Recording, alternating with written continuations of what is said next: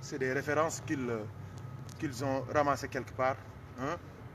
Alhamdulillah, tous nos grands-pères, ils ont prié sans Dieu sur le Siraha et ils ont vécu plus de 100 ans. Hein. Donc, parce que quand tu rentres dans ces considérations-là, Dieu sur le Siraha, ceci, cela, chaque jour tu vas amener quelque chose dans ta prière. Et là, tu vas être dans le doute. C'est ça. Donc, suffisons-nous à ce qu'on a appris de nos pieux, Masha'Allah, prédécesseurs, qu'Allah nous aide et nous assiste. Donc, je crois que on a parlé du tashahoud, de la main. Mohamed Lerna, tu vois le lochobi. Donc, c'est ça. Et la prière aussi, Tcherno Bismillah, levez-vous un peu. Là aussi, on est bien. Donc, on ne doit pas être éparpillé. On ne doit pas regarder partout. C'est ça. Donc, c'est une recommandation. Ce n'est pas que quand tu ne le fais pas, ta prière n'est pas exaucée. C'est-à-dire que ce qu'on te recommande, c'est de toujours regarder là où tu vas mettre ton sujoud. Un point, c'est tout. C'est une façon seulement de te pousser à avoir une bonne concentration. Et il y a même des awliya qui disent que quand tu regardes le lieu où tu vas faire ton sujoud, représente-toi comme si c'est ta tombe. C'est une façon seulement de t'éduquer pour que tu te concentres très bien. Mais on n'est pas obligé de regarder le lieu de sujoud, mais c'est très recommandé. Donc, je crois qu'on a rien laissé. Hein? C'est important, c'est très important. Il y a des erreurs aussi. Avec le seulement, le taslim, il y a des frères, quand ils ont fini leur prière, ils disent Assalamu alaikum. Ça n'existe pas. C'est comme le taïa. Il y en a qui font comme ça. Il y en a qui font comme ça. Il y en a qui font comme ça. Comme tu vois, ils font comme ça. Tout ça, c'est des inventions du Sénégal. Ou bien, ils disent Assalamu alaikum. Assalamu alaikum. Ils regardent partout. C'est pas la peine. Hein? C'est pas la peine. Donc, Assalamu alaikum. Ça suffit.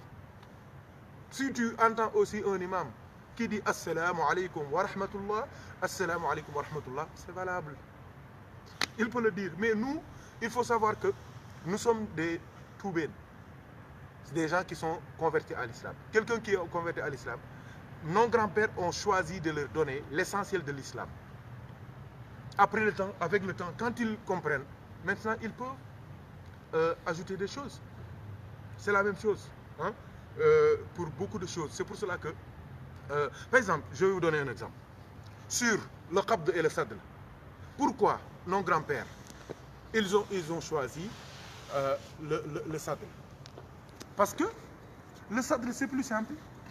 Du moment qu'il y a Sayyidina Abu Bakr Siddiq qui l'a fait, du moment qu'il y a Saïd ibn Musayyib qui l'a fait, du moment que des grands érudits de l'islam comme Cheikh Al-Hajj Omar Fouti, comme Cheikh Ahmed Tijani, comme Cheikh Al-Hajj Malik, comme Cheikh Al-Hajj Abdullah Niass, comme tous les grands hommes du Sénégal, du moment qu'ils l'ont fait, le sadl, ils font le sadl. Et en plus de cela, pour le sadl, c'est simple, tu fais comme ça, c'est fini. Hein? Tu fais comme ça et c'est fini. Maintenant, concernant le qabd, hein, il y en a qui font comme ça. Moi, je les ai vus. Et vous les avez vus, non? Il y en a qui font ici, presque sur le ventre. Vous allez en Asie, les Pakistanais, les Indiens, ils font comme ça, sous le nombril. Ils font comme ça. Regardez-les dans les mosquées. Ils font tous comme ça. Droite, ou la gauche, après. Il y en a qui font l'erreur de mettre la main gauche sur la main droite. Et c'est une erreur. Hein? Il y en a qui font comme ça, qui croisent les bras. Comme en CM2, quand on doit te taper, tu vois, qui croisent les bras. Il y en a qui font comme ça aussi. Comme il y a beaucoup de divergences dans ces choses-là, ils ont choisi ce qui est plus simple et ce qui ne nécessite même pas, hein, de divergence. Et souvent, je leur pose des questions comme ça. Ceux qui font comme ça, je leur dis, mais qu'est-ce que le prophète faisait? Qu'est-ce qu'il faisait? Il le faisait ici, comme les Asiatiques, ou bien ici, comme les Marocains, ou bien ici, comme certains au Sénégal, ou bien comme ça. Qu'est-ce qu'il faisait? Ou bien même quand il fait le rukon, quand il se relève, est-ce qu'il faisait comme ça encore? Ou bien il faisait comme ça, ou bien il faisait comme ça, comme certains le font. Il y a des questions. Et ça, c'est plus simple. tu es tranquille. Ils ne savent pas. Mais je vais vous donner, parce qu'on n'est pas là pour créer des problèmes ou bien pour attaquer ou pour répondre. On est en train de simplifier les choses. Aux frères qui font le qabd, hein, et qui le font mal, je leur conseille de faire très attention. Ici je crois que c'est ce qu'on appelle le plexus. Hein? C'est là que tu mets, là. Comme ça, regardez bien. Le plexus, ici, là. Tu prends ta main droite, tu mets ici. Là, tu es entre le nombril et la poitrine. Tu ne peux pas rater là où le prophète le faisait. C'est un conseil que je vous donne. Bien que moi, je ne le fais pas. Et ceux qui m'écoutent aussi, je ne leur dis pas de le faire. Mais je les aide. Parce que plusieurs fois dans les mosquées, j'ai vu des frères prier comme ça, la main gauche sur la main droite. Je fais comme ça, en pleine prière. Je leur dis, c'est pas comme ça. Et après, ils viennent me demander, je leur dis, le prophète n'a jamais fait ça. Même s'il y a des preuves qui nous montrent qu'il a fait le qabd, il posait sa main droite sur sa main gauche. C'est ça. Donc, il faut faire attention avec ces divergences-là qui peuvent nous créer des problèmes et qui n'ont aucune importance. Et on peut entendre des gens très violents qui essaient de justifier que celui qui n'a pas fait comme ça, il n'est pas musulman ou bien sa prière n'est pas exaucée. Et une prière exaucée n'est entre les mains de personne, n'est entre les mains d'aucun savant ou bien d'aucun conférencier. Mais c'est entre les mains d'Allah subhanahu wa ta'ala. C'est lui-même qui dit que celui qui ne fait pas ça, il n'a pas fait la sunna. Sa prière n'est pas exaucée. Lui-même, il ne sait même pas si ses prières sont exaucées. Il ne peut pas, il n'a pas les preuves. Donc, soyons humbles, c'est ça, soyons humbles. Hein, et laissons les choses entre les mains d'Allah subhanahu wa ta'ala. Essayons de suivre le prophète le maximum et laissons les autres aussi faire ce qu'ils font. Parce que tu n'es pas leur papa, tu n'es pas leur maman. Ils t'ont demandé aucun conseil, aucune orientation. Tu es né, tu les as trouvés dans leur islam, dans leur foi. Et toi-même, c'est eux-mêmes qui t'ont baptisé, qui t'ont donné tout ce que tu as. Qu'Allah nous aide et nous assiste, Inch'Allah. Donc, les frères, bismillah, s'il y a des choses qu'on a oubliées.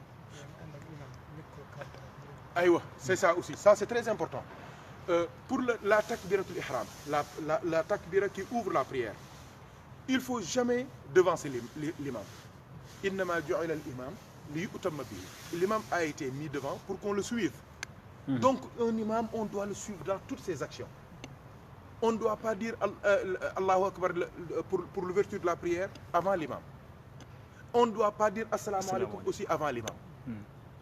Ça, c'est des actes annulatifs de la prière de celui qui prie. Ça, c'est très important. Il y a autre chose aussi. Rattraper. Hein? On veut rattraper. C'est ça, justement. C'est-à-dire que là aussi, nous, on aime les problèmes. Mais il y a des choses, c'est très simple. Ce n'est pas nous qui l'ont simplifié, mais c'est Allah subhanahu wa ta'ala. Ce n'est pas nous qui l'avons simplifié, mais c'est Allah qui nous l'a simplifié. Yuridu bikumullahu al-yusra wa la yuridu bikumul usra. C'est ça. Donc, c'est très simple. Quand on arrive à la prière, qu'est-ce qui fait entrer quelqu'un dans la prière? C'est la takbiratul ihram. C'est le premier Allahu Akbar qu'on dit. Donc, quelle que soit la situation où tu trouves l'imam, qu'est-ce que tu fais? Toi, tu te mets debout, tu dis Allahu Akbar pour entrer dans la prière. Et maintenant, la situation dans laquelle l'imam se trouve, tu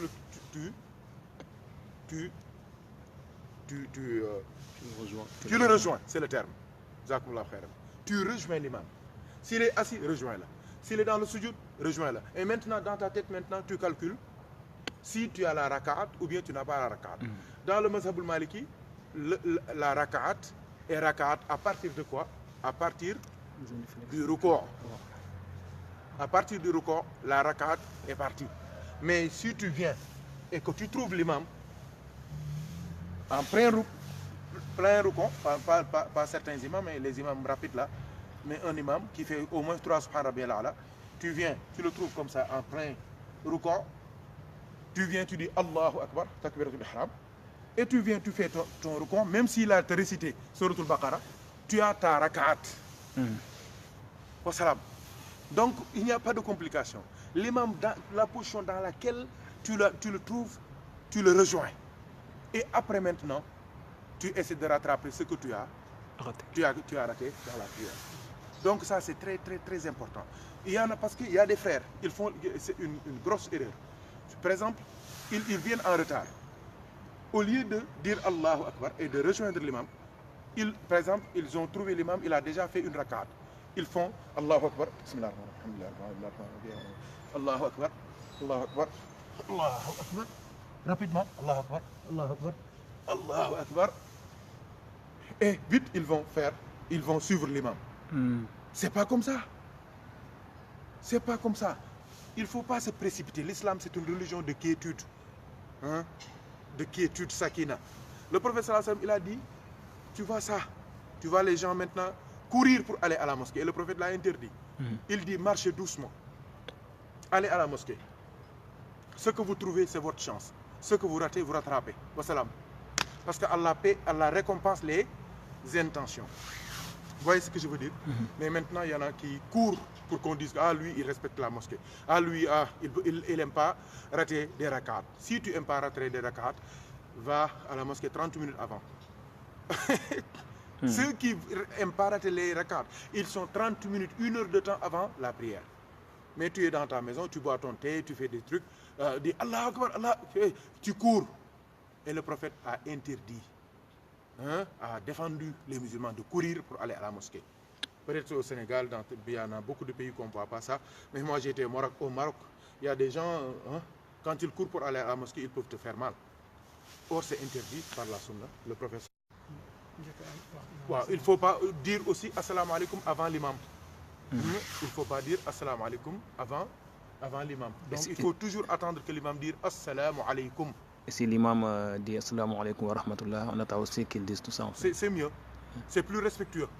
Bien que l'obligation, c'est assalamu alaikum. C'est l'obligation. Mais c'est plus respectueux d'attendre qu'ils disent assalamu alaikum wa rahmatullah, comme ici en France, ou bien au Maroc, ou bien dans certains pays. C'est plus respectueux de le laisser dire assalamu alaikum wa rahmatullah, assalamu alaikum wa rahmatullah. Et là, tu fais ton assalamu alaikum. C'est ça qui est plus respectueux. Parce que l'imam, comme je l'ai dit, on a mis l'imam devant pour qu'on le suive. Sinon, chacun pourrait prier seul et faire ce qu'il veut. Donc, je crois qu'on a fait le tour. Juste pour l'intention. Pour l'intention, c'est la même chose. C'est important. C'est que on ne doit pas, contrairement aux grandes ablutions, al-janaba, les grandes ablutions sangu janaba, on peut faire beaucoup de choses, mais on ne doit pas dépasser le sexe, le lavage du sexe et des genoux, des cuisses, sans faire l'intention. Donc c'est plus large. Concernant la prière, l'intention doit se faire au niveau de la takbiratul ihram. L'intention de prier et l'intention aussi de suivre l'imam. Ça, c'est très important. Il y en a même qui insistent, qui disent que l'intention doit être faite entre Allahu et le Akbar. Tout ça, c'est pas la peine de dire Allahu, j'ai l'intention de prier Asr le 25 septembre 1932 à Kremlin-Bicêtre, à Porte. Non, c'est pas la peine. L'intention, al-qasdu bil qalb, c'est le cœur seulement. Si tu vas des gens de certaines maisons, tu entends quelqu'un dans la douche qui dit Mangi fasciné sangu janaba. Mohamed, quand même. Mangi fasciné sangu janaba, sama janaba, ji nga xamanteni pourquoi tu cries comme ça? C'est pas mais tu te laves, tu nous laisses en paix. Nous, ça nous intéresse pas ton janaba. Ça nous intéresse pas. C'est le cœur, c'est pas la peine de dire non mais c'est pas la peine. Fais ton bain et sors et tu pries. Nous, ça ne nous intéresse pas. C'est la même chose. Takbiratul ihram aussi, c'est pas la peine de dire j'ai l'intention de prier. Il y a des gens, par exemple, tu les entends, Salatul Maghrib, Aïcha, tout ça, c'est pas important. C'est le cœur. Quand tu dis Allahu Akbar, tu mets l'intention de prier. Allahu Akbar, tu mets l'intention de suivre l'imam. Wassalam. Et tu fais ta prière. Donc, pour les grandes ablutions, tu ne dépasses pas ton sexe sans faire ton intention. Pour la prière, tu ne dépasses pas. Tahiyatu bi mu nga ci jaaraat tahiyatu lillahi. Aywa, peut-être rapidement. Donc comme on a dit subhana rabbiyal a'la wa bihamdihi, subhana rabbiyal azim wa bihamdihi, sami'a Allahu liman hamidahu, rabbana wa lakal hamd, Allahumma rabbana wa lakal hamd, c'est plus parfait même.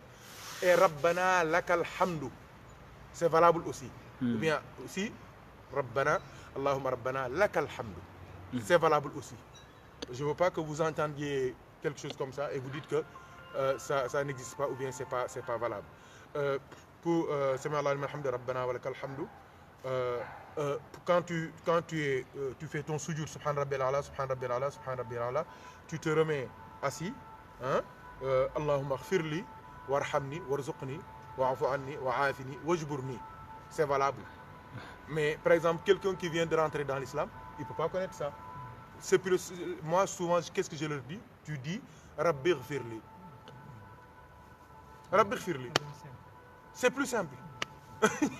Rabbi ighfirli. Il y a beaucoup de gens qui sont nés dans l'islam.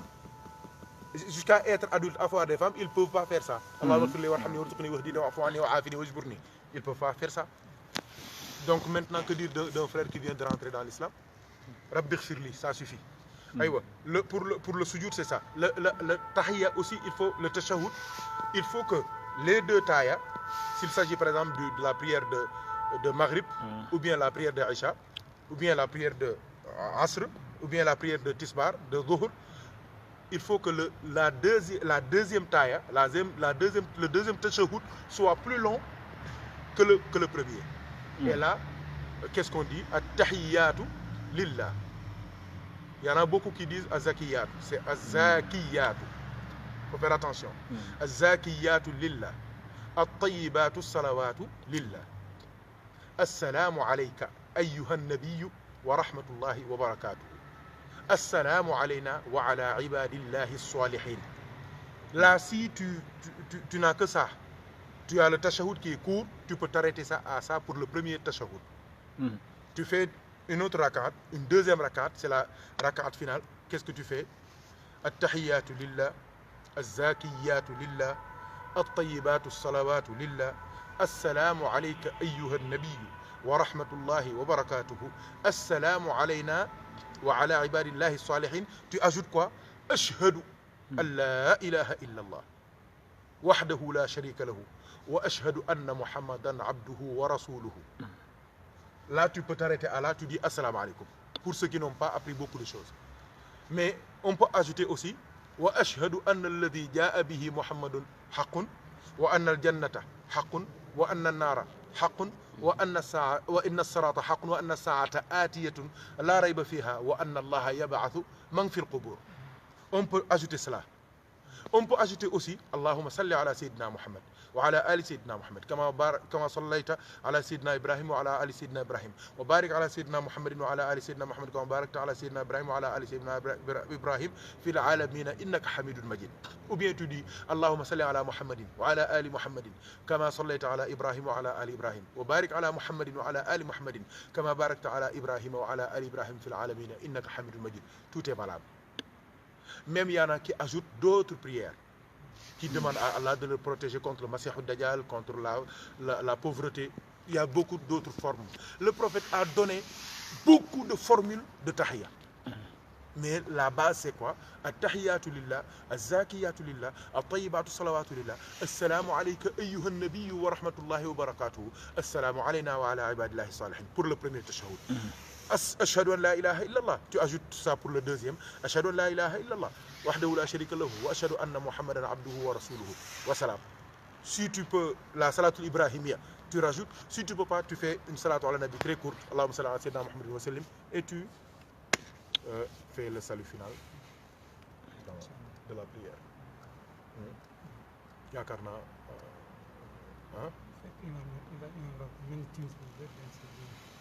ouais. Ouais. Là, ça c'est le fiqh tierno. Oui. Donc, Inch'Allah, on aura le temps, mais je vais être très court. Par exemple, tu viens pour le Maghrib et tu as assisté à une seule rakat. Donc, ton quand l'imam fait le salut final, ton deuxième rakat, ton premier rakat que tu vas faire toi-même va être ta deuxième rakat, tu vas faire une tashahhud. La deuxième rakat que tu vas faire aussi doit être maintenant ton rakat final, tu vas faire une autre tashahhud. Donc en fiqh, c'est ça qu'on appelle la prière où il y a trois tashahhud. Donc là, et aussi, je crois que ça a été clair, n'est-ce pas? Le rattrapage aussi, ça se fait comme on l'a, comme Borning Kelleberg lañ koy fayee. C'est-à-dire comme tu as rejoint l'imam, donc c'est la même chose que tu rattrapes la prière. Vous voyez ce que je veux dire? Donc tu as raté une rakat, tu rends une rakat. L'essentiel, sache là où commence le rakat et là où finit la rakat. Tu as raté 2 rakats, tu rattrapes 2 rakats. Tu as raté 3 rakats, tu reprends 3 rakats. Tu es venu, tu as trouvé l'imam en train de faire le tashahhud, donc tu n'as pas une rakat. Mais là, contrairement comme beaucoup le font, comme tu as fait takbiratul ihram et tu t'es assis, après tu ne fais pas al-iqama. Tu te relèves et tu amènes 4 rakats. Voyez ce que je veux dire? Tu te relèves après, tu mets 4 rakats. Borning ko lebe rek lañ koy fay. J'espère que ça a été clair. Donc, Inch'Allah, s'il y a des choses qu'on a oubliées, on essaiera de s'organiser pour une autre rencontre pour finaliser tout cela, Inch'Allah ta'ala. Mais j'espère qu'on a fait le tour de l'essentiel de la prière pour gagner vraiment la prière du prophète Sayyidina Mohammed sallallahu alayhi wa sallam. Je ne vais pas terminer sans saluer tous les frères qui nous ont suivis, les frères aussi qui ont fait un travail remarquable pour informer les frères de cette vidéo, de l'importance de cette vidéo qui peut vraiment changer la vie de beaucoup de gens, simplifier, enlever beaucoup de doutes des cœurs de beaucoup de frères. Mais aussi c'est l'occasion aussi de remercier les frères qui nous ont aidés à réaliser cette vidéo qui nous tenait à cœur, parce que la prière c'est le fonds de commerce du musulman, c'est la richesse du musulman, c'est le secret du musulman, c'est le passeport du musulman, c'est la carte d'identité du musulman. Inch'Allah ta'ala, je remercie le grand Thierno Omar Kane, qui est un grand érudit, mais qui a eu l'humilité d'être mon assistant, masha'Allah, pour les positions. Et vous avez vu qu'il m'a rappelé beaucoup de choses et ça m'a fait plaisir. C'est l'occasion aussi de remercier les frères Mohamed Dia, qui a fait le déplacement depuis son travail pour venir, parce qu'aujourd'hui on avait besoin vraiment d'un très bon plateau technique pour pouvoir faire cette vidéo. Le frère Rassini aussi, masha'Allah, qui est venu de Devry, masha'Allah. Depuis 15 heures, il est à la maison pour préparer, pour faire les briefings, les préparatifs et les préparations pour avoir vraiment une émission qui va rester vraiment une œuvre utile pour nous, même pour nos enfants et nos petits-enfants. Inch'Allah ta'ala, l'intention aussi qu'on avait dans cette vidéo, c'est seulement de partager. Wallahi, on n'enseigne pas. Wallahi, on ne cherche pas à avoir raison. Wallahi, on cherche seulement à avoir la paix. Parce que l'adoration d'Allah subhanahu wa ta'ala, en réalité, c'est le cœur. Et beaucoup de frères croient qu'ils servent l'islam, mais ils ne servent pas. Parce qu'ils disent des choses pour faire douter les frères dans ce qu'ils font. Or, Allah, c'est Allah qui exauce. Ce n'est pas eux qui exaucent, ce n'est pas leur maître qui exauce. Et eux aussi, ils ont fait ça pendant des années avant de voir autre chose. S'ils ont trouvé autre chose, mais c'est leur avis, c'est leur problème. Mais laissez les autres aussi vivre comme ils le souhaitent. Et le jour du jugement dernier, Allah jugera les hommes. Personne ne peut juger à la place de Dieu. Alaysa Allahu bi ahkamil hakimin.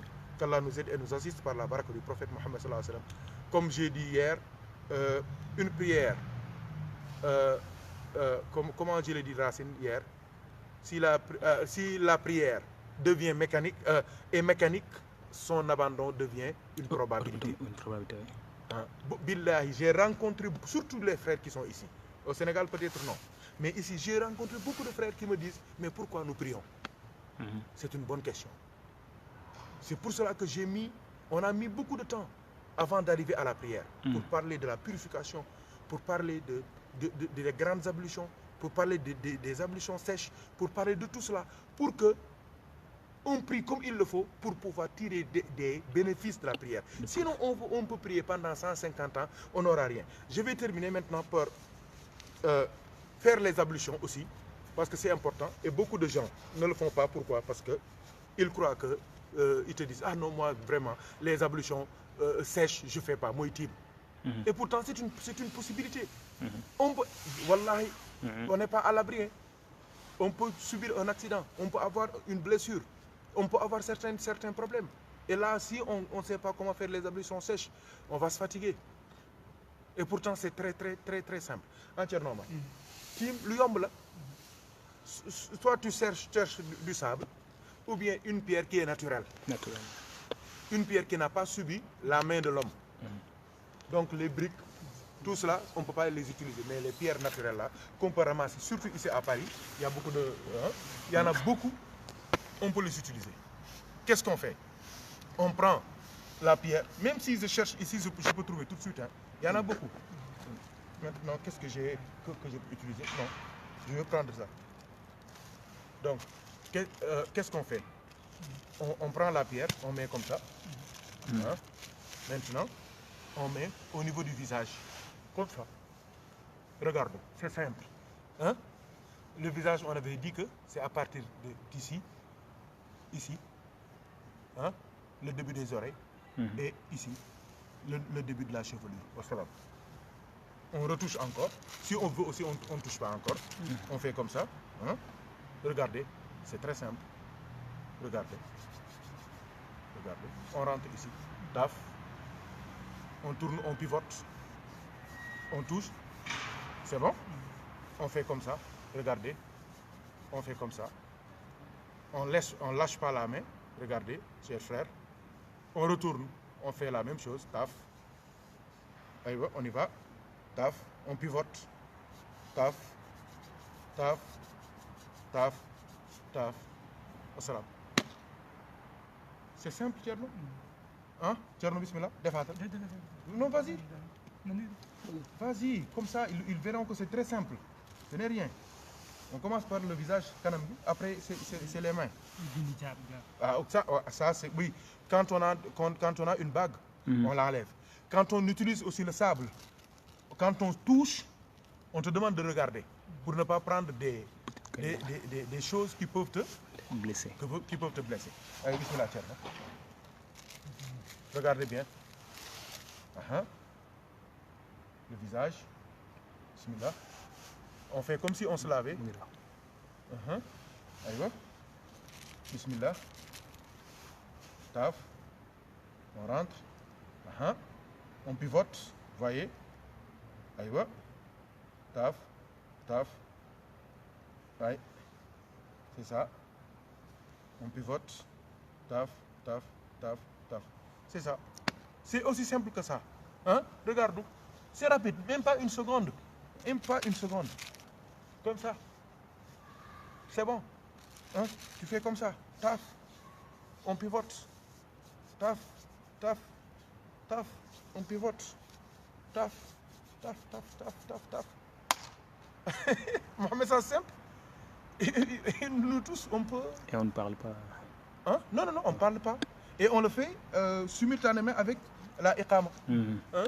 Donc quand tu entends Allahu Akbar, tu le fais. Si tu es seul, tu le fais juste en faisant ton iqama. Donc tu le fais juste, après tu fais ta prière. C'est aussi simple que ça. Donc il y a maintenant d'autres règles concernant l'iqama, Inch'Allah, on pourra les voir. Ce qui est interdit, ce qu'on ne peut pas faire avec. Il y en a qui disent qu'on ne peut pas faire deux prières avec. Chaque prière, son tayammum, je veux dire. Je parle de iqama. Donc, Inch'Allah, ça c'est le fiqh. On verra ça et beaucoup d'autres choses, Inch'Allah. Je crois qu'on a fait le tour et que Allah subhanahu wa ta'ala va nous aider, va nous assister, Inch'Allah, à partager ça partout dans le monde, Inch'Allah, pour que les frères puissent tirer bénéfice de cela. Et on l'a fait en France aussi, dans le but aussi de servir tout le monde. qu'Allah nous aide et nous assiste. Donc merci à tous les frères qui nous ont aidés à la réalisation de cette vidéo et merci aussi pour l'assistance. وآخر دعوانا أن الحمد لله رب العالمين والسلام عليكم ورحمة الله وبركاته. الحمد لله الحمد لله الحمد لله. jërëjëf jërëjëf kan jaaraama jaaraama jaaraama.